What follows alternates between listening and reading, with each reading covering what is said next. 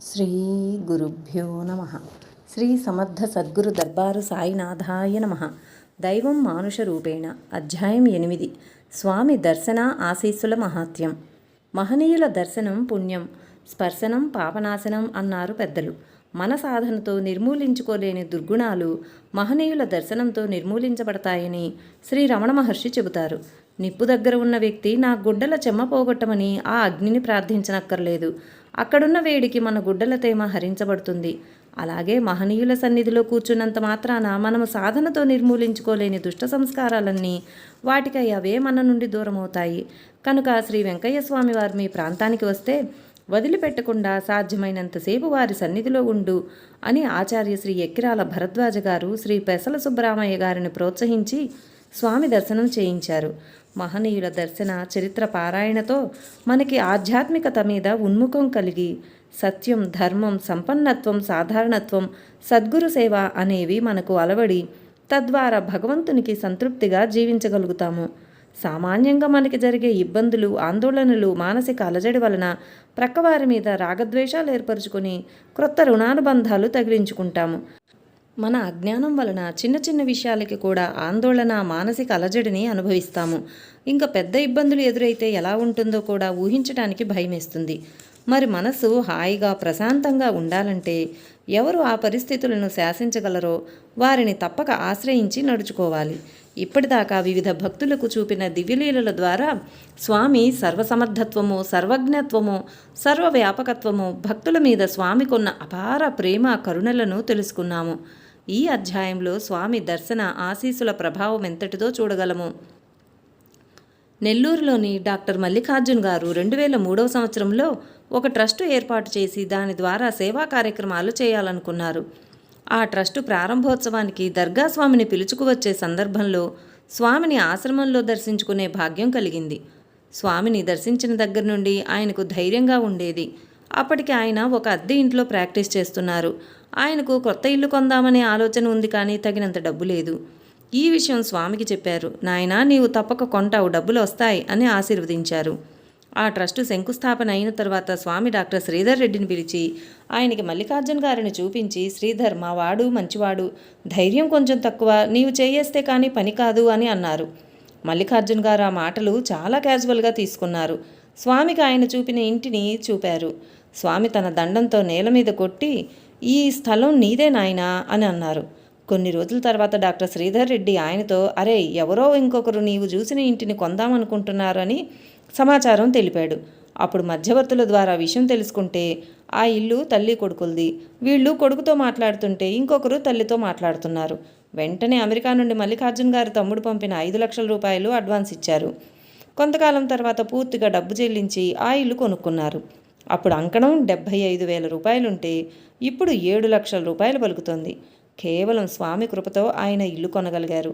పైగా శ్రీధర్ రెడ్డి ఇచ్చిన సమాచారం తర్వాతనే విషయం తెలుసుకుని త్వరగా ఇల్లు కొనుక్కోగలిగారు. స్వామి చెప్పిన మాట శ్రీధర్ చేయేస్తే పని అవుతుంది. ఇల్లు కొన్న తర్వాత కానీ అర్థం కాలేదు. నెల్లూరు నుండి మార్బుల్స్ వ్యాపారి రమేష్ గారు స్వామి దగ్గరకు వెళ్ళటం మొదలుపెట్టిన దగ్గర నుండి ఆయన ఆర్థిక పరిస్థితి మెరుగు కాజొచ్చింది. నెల్లూరు టౌన్లోని మాగుంట లేఅవుట్లో ఒక స్థలం అమ్మకానికి పెట్టారు. అది అన్ని విధాలా ఆయన వ్యాపారానికి అనుకూలంగా ఉండే స్థలం. కానీ అప్పటికి ఆయన దగ్గర దాన్ని కొనేంత డబ్బు లేదు. స్వామికి చెప్తే ఆ స్థలాన్ని ఆయనకి ఇప్పిస్తామన్నారు. ఆ స్థలం 1.5 సంవత్సరం తర్వాత కూడా ఎవరూ కొనుక్కోలేదు. ఒక అతను అడ్వాన్స్ ఇచ్చినా కానీ మొత్తం డబ్బు చెల్లించి పూర్తిగా కొనుగోలు చేయలేకపోయాడు. రమేష్ గారు 1.5 సంవత్సరం తర్వాత పెరిగిన రేటు ప్రకారం డబ్బు చెల్లించి స్వామి దయ వలన కొనుక్కోగలిగారు. వ్యాపారం బాగా అభివృద్ధి చెందింది. ఆయన ఎప్పుడు దర్శనం చేసుకున్నా స్వామి ఆయనతో ఎన్ని కోట్లు కావాలి అని అడిగేవారు. ఆ విధంగానే ఆయనకు కోట్ల ఆదాయం ఇచ్చారు. నెల్లూరు నుండి యశోదమ్మ గారు వారి కూతురు ఉమా 1996వ సంవత్సరం ఫిబ్రవరి 25వ తేదీన మొదటిసారిగా దర్గాకు వెళ్ళి స్వామివారిని దర్శించుకున్నారు. అప్పుడు ఉమా ఆఖరి సంవత్సరం బీటెక్ చదువుతూ ఎంటెక్ ఎంట్రన్స్ పరీక్ష వ్రాసి ఉన్నారు. స్వామీజీ ఆమెకు మద్రాసు గిండి కాలేజీలో సీటు వస్తుందని చెప్పారు. తర్వాత ఆమెకు మద్రాసు ఐఐటీలో ఎంటెక్ సీటు వచ్చింది. ఐఐటీలో చేరిన తర్వాత ఆమె ఆ వాతావరణం చూసి భయపడి చదువు మానివేద్దామనుకుంది. స్వామీజీ నువ్వు చదవక తప్పదు అని ధైర్యం చెప్పి ఎంటెక్ చదివించారు. ఆమెకు మ్యాథమెటిక్స్లో సెంట్ వస్తుందని చెప్పారు, అనగా పూర్తి మార్కులు. స్వామి చెప్పిన విధంగా ఆమెకు మ్యాథమెటిక్స్లో పూర్తి మార్కులు వచ్చాయి. ఆమెను ప్రాజెక్ట్ బాగా చేయమని చెప్పారు. ఆమె చేసిన ప్రాజెక్టును బెస్ట్ ప్రాజెక్టుగా ఎంపిక చేయబడి దేశ ఉపరాష్ట్రపతి చేత అవార్డు అందుకుంది. చదువు పూర్తయిన తర్వాత స్వామీజీ అమ్మయ్యల ఆశీర్వచనం వల్ల ఆమెకు క్యాంపస్ ఇంటర్వ్యూలో హెచ్సిఎల్ కంపెనీలో ఉద్యోగం కూడా వచ్చింది. నెల్లూరు నుండి జేవి నారాయణమూర్తి గారు 1998 నాటికి విద్యాసంస్థలు పెట్టి నష్టం వచ్చి అప్పుల్లో ఉన్నారు. సాయికుమార్ అనే భక్తుడి ద్వారా దర్గాస్వామి గురించి తెలిసింది. కావలి రమా నర్సింగ్ హోమ్కి స్వామి వచ్చినప్పుడు వారి కష్టాలు చెప్పుకోవటానికి ఆయన భార్యతో కలిసి వెళ్ళారు. వేల సంఖ్యలో భక్తులు వచ్చారు. సాయంత్రం మాత్రమే స్వామికి చెప్పుకునే అవకాశం కలిగింది. ఆయన వారికి ఉన్న 2 సమస్యల గురించి చెప్పారు. అవి: 1, ఆయన భార్యకు మోకాళ్ల నొప్పుల వలన క్రింద కూర్చోవటం కష్టంగా ఉండేది.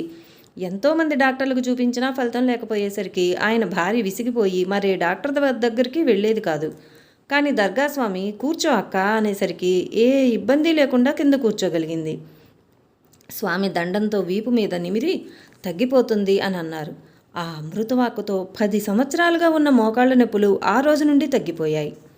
2, ఆయన తన అప్పుల గురించి విన్నవిస్తే స్వామి నేను సగం ఇస్తా, నువ్వు సగం వేసుకో అన్నారు. తర్వాత ప్రయోజకులైన ఆయన విద్యార్థులను అడగగా కొంత డబ్బు ఇచ్చారు. ఆయన ఇంటిని అమ్మివేసి అప్పులు తీర్చేశారు.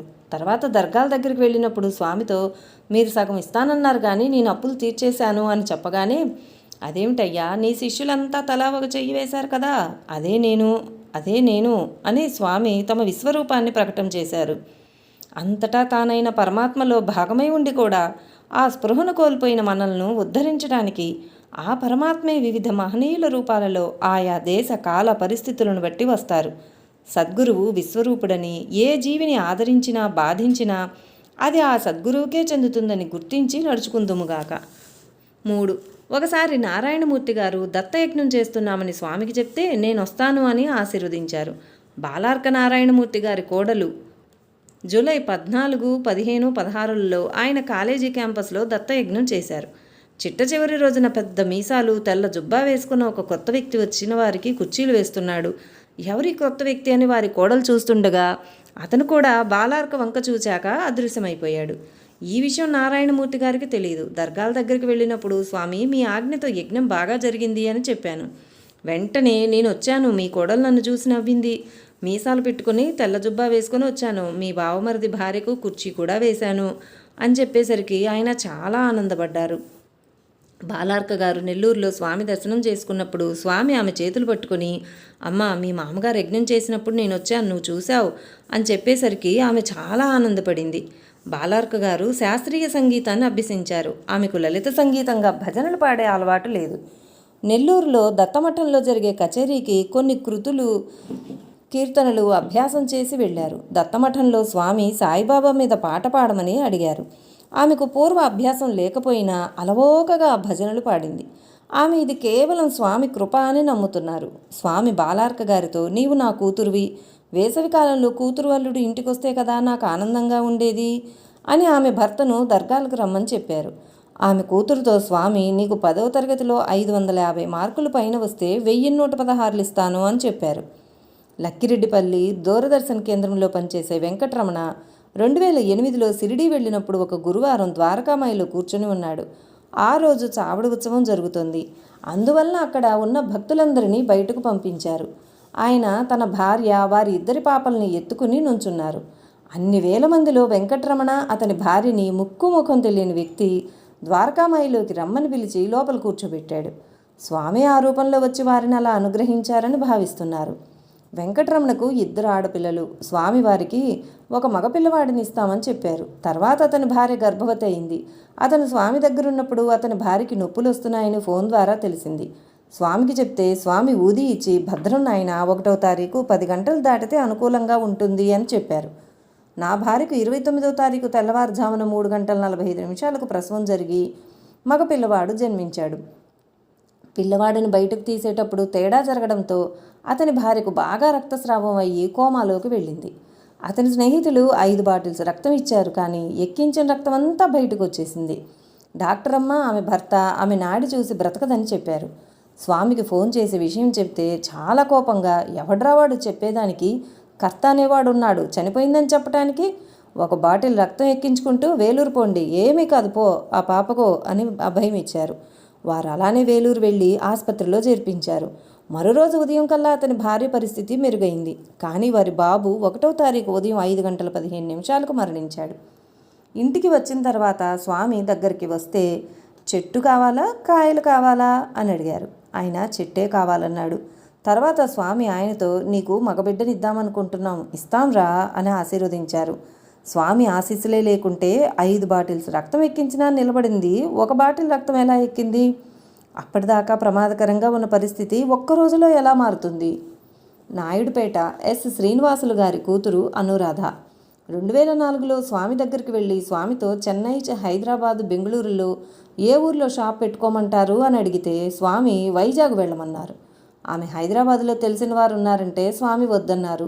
చెన్నై దగ్గరగా ఉంటుందని చెప్పింది, అది వద్దన్నారు. వైజాగ్లో తెలిసిన వారు ఎవరూ లేరని చెప్తే మీ ఆయన స్నేహితుడున్నాడు, అతను చూసుకుంటాడు, అక్కడ దేవుళ్లాగా సహాయపడే వాళ్ళు ఉంటారని చెప్పారు. వైజాగ్ నుండి దర్గాలకి రావాలంటే దూరం అని చెప్పారు. అక్కడ గోపాల్ బాబా ఉన్నారు, ఆయన దర్శనం చేసుకోండి, నన్ను ఆయనలో దర్శించుకోండి, అవసరమైనప్పుడు ఫోన్ చేయండి అని చెప్పారు. వారి ఇంటికి వచ్చాక ఇంకా దాని గురించే ఆలోచిస్తున్నారు. ఒకరోజు స్వప్నంలో ఆచార్య శ్రీ ఎక్కిరాల భరద్వాజ గారి సతీమణి శ్రీమతి అలివేలు మంగమ్మ గారు కనిపించి శ్రీ దర్గాస్వామి ఫోటో చూపించి ఆయన మాట వినండి, మీకు మంచి జరుగుతుంది అని చెప్పారు.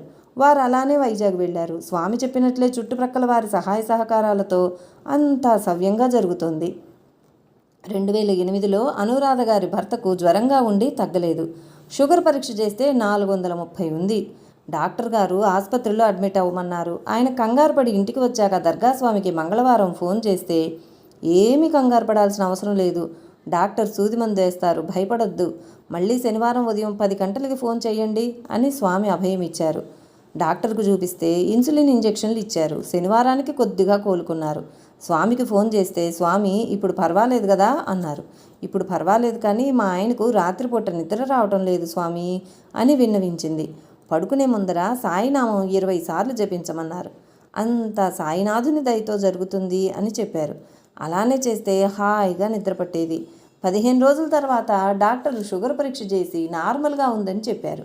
వారు ఆశ్చర్యంగా 15 రోజుల్లో ఎలా తగ్గింది అని అడిగితే అనురాధ భర్త దర్గాస్వామి ఆశీర్వదించడం వలన అని చెప్పి స్వామి వివరాలు తెలిపారు.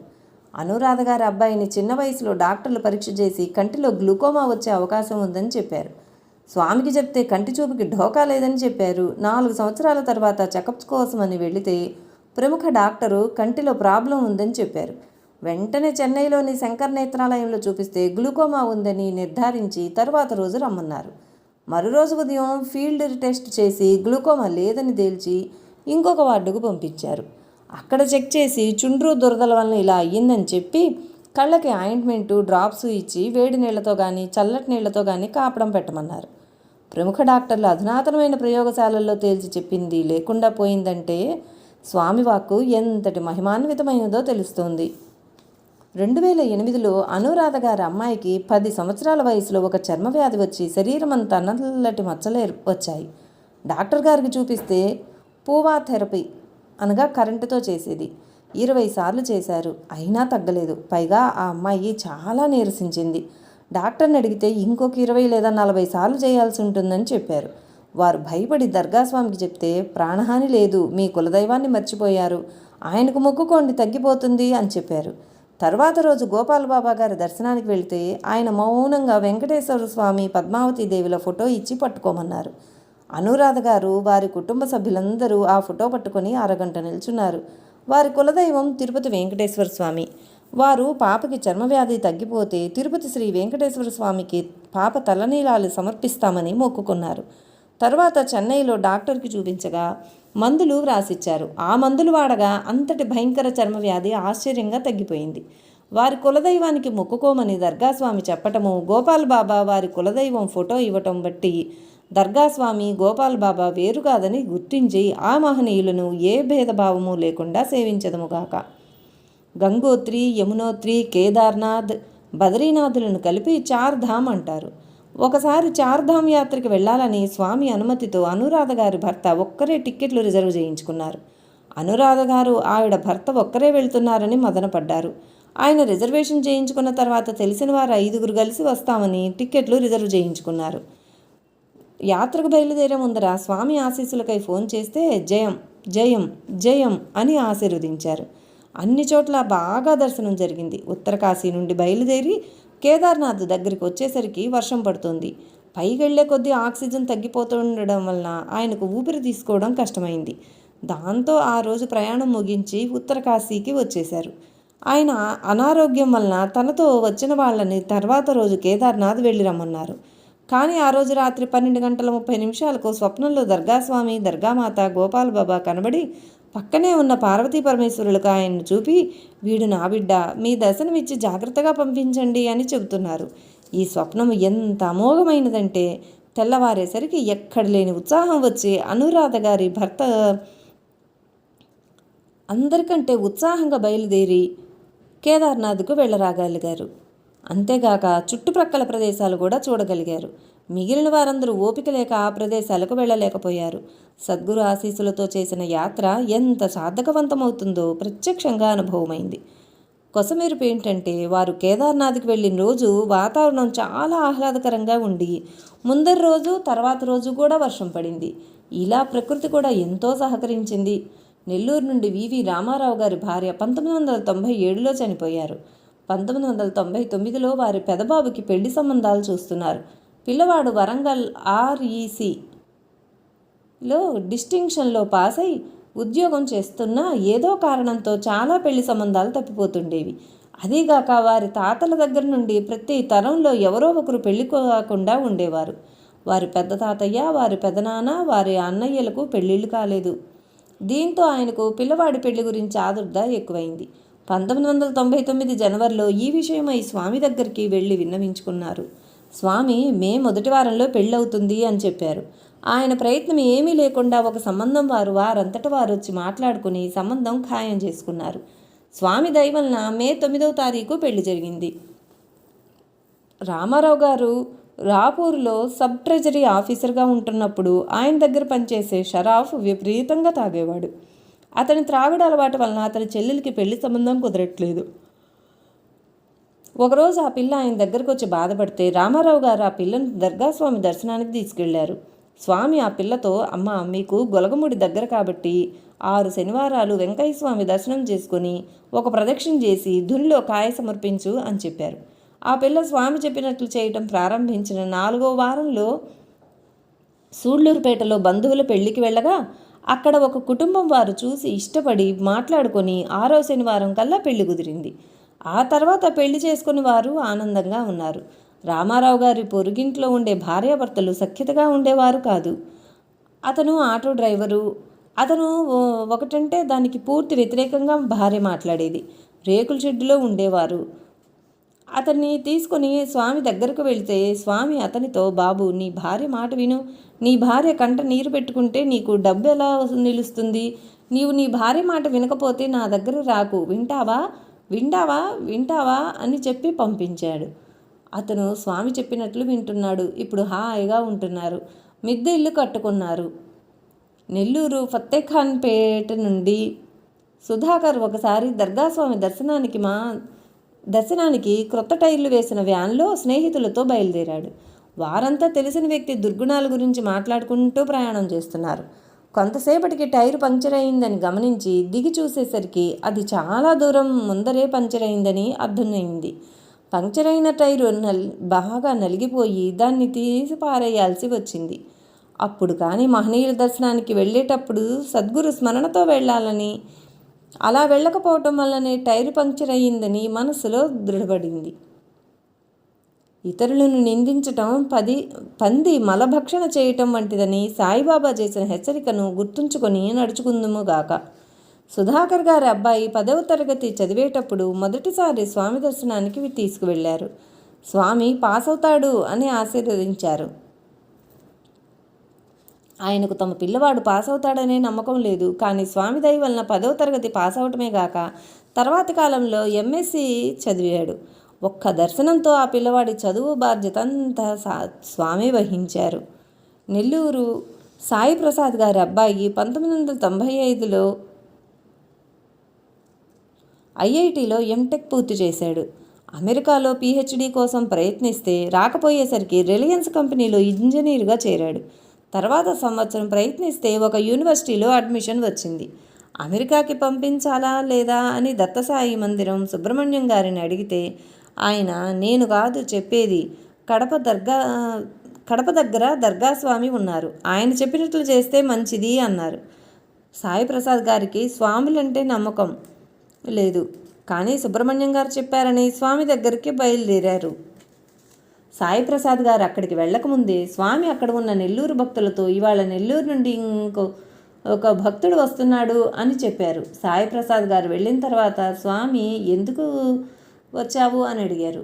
స్వామి, నేను మన నెల్లూరు నుండి వచ్చాను, నేను నిష్కపటంగా మాట్లాడతాను, నాకు మీ దగ్గరికి రావటానికి ఇష్టం లేదు. ఒక విషయమై నెల్లూరు దత్తసాయి మందిరం సుబ్రహ్మణ్యం గారిని అడిగితే ఆయన మిమ్మల్ని కలవమన్నారు అని వివరంగా చెప్పారు. స్వామి, ఏమిటి మీ సమస్య అని అడిగారు. ఆయన, మా అబ్బాయికి అమెరికాలో పీహెచ్డీ చేసే అవకాశం వచ్చింది, మీరు పొమ్మంటే పోతాడు, వద్దంటే వెళ్ళడు అని చెప్పారు. క్షణం ఆలోచించి ఆయన అబ్బాయి పేరడిగి, ఆ అబ్బాయిని నిరభ్యంతరంగా వెళ్ళమని చెప్పు, ఆ అబ్బాయి బాగోగులు నేను చూసుకుంటాను అని స్వామి అన్నారు. వారి అబ్బాయి తర్వాత స్వామి దర్శనం చేసుకొని మరలా ఆ విషయమై అడిగి స్వామి చెప్పినట్లు అమెరికా వెళ్ళి పీహెచ్డీ పూర్తి చేసి సైంటిస్ట్గా పనిచేస్తున్నాడు. తర్వాత కూడా స్వామి, మీ వాణ్ణి అమెరికాకు పంపించింది నేనే, మరలా వాడిని నేనే ఇండియాకు తీసుకువస్తాను, కొంచెం సమయం పడుతుంది అని వారికి అభయం ఇచ్చారు. 1998లో సాయి ప్రసాద్ గారి అమ్మాయికి పెళ్లి సంబంధాలు చూస్తూ ఒక పిల్లవాడి ఫోటో స్వామికి చూపించారు. స్వామి, ఈ సంబంధం బాగుంది, ఏ సమస్యలు రావు, నేను పెళ్ళికి వస్తాను, ఏ రూపంలో వస్తానో చెప్పను అన్నారు. పెళ్లికి స్వామి ఉత్తరం రాయించి ఆశీస్సులు పంపించారు. వివాహమైనాక కొత్త దంపతులు స్వామి దయ వలన హాయిగా ఉన్నారు.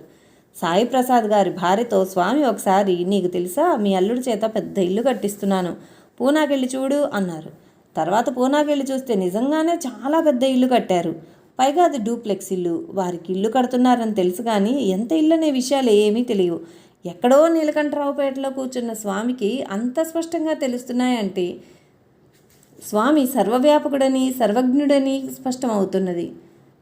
రాయచోటి స్వరూపగుప్తా గారి తమ్ముడు అమర్నాథ్ గారి అమ్మాయి పెళ్ళి అయిన తర్వాత స్వీడన్ వెళ్ళటం కోసం వీసాకి అప్లై చేశారు. స్వామి ఇద్దరూ కలిసి వెళ్తారని ఆశీర్వదించారు.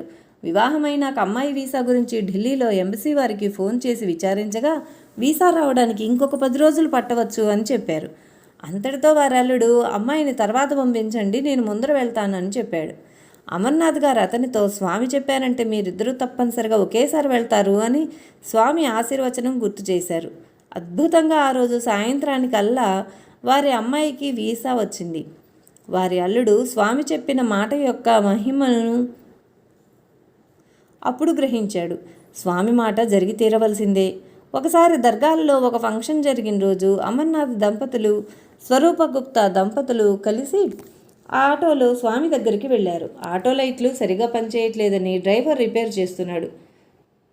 స్వామి దగ్గర సెలవు తీసుకొని ఇంటికి బయలుదేరబోతే ఆటో స్టార్ట్ అవ్వట్లేదని, లైట్లు వెలగట్లేదని, రాత్రిపూట లైట్లు లేకుండా వెళ్ళటం కష్టమని ఆటో డ్రైవర్ చెప్పాడు. స్వామి పంపించారు కాబట్టి అమర్నాథ్ గారు ధైర్యంగా ఆటో డ్రైవర్తో, నువ్వు స్టార్ట్ చేయి, పంపించేవాడు ఆయన అని దృఢమైన విశ్వాసంతో చెప్పారు.